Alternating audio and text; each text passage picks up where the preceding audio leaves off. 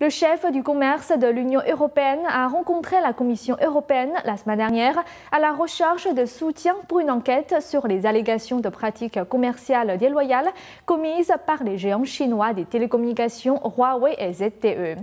Cela fait que plusieurs entreprises européennes qui veulent étendre leurs liens d'affaires avec la Chine craignent des représailles du régime chinois. Il semble que ces craintes soient sur le point d'être mises à l'épreuve.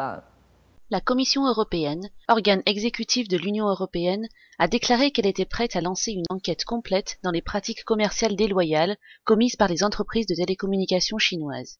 Le commissaire européen au commerce Karel de Gucht a contacté la Commission avec sa proposition. Plusieurs grandes entreprises européennes ont tenté de l'en dissuader, par crainte que cela ne conduise le régime chinois à distribuer moins de contrats aux entreprises européennes cherchant des liens d'affaires avec la Chine.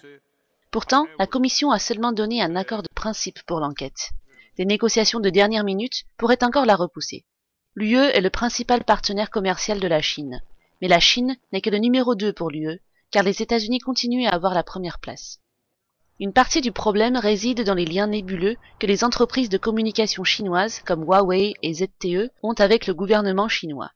Et après que la société de sécurité américaine Mandiant a accusé l'armée chinoise de pirater allègrement des entreprises internationales, de nombreux pays réfléchissent à deux fois avant de donner accès à des serveurs potentiellement sensibles à des intérêts chinois.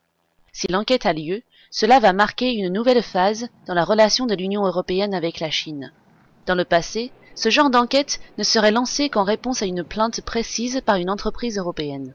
Aujourd'hui, c'est l'Union européenne elle-même qui prend des mesures, malgré les inquiétudes de certaines entreprises européennes.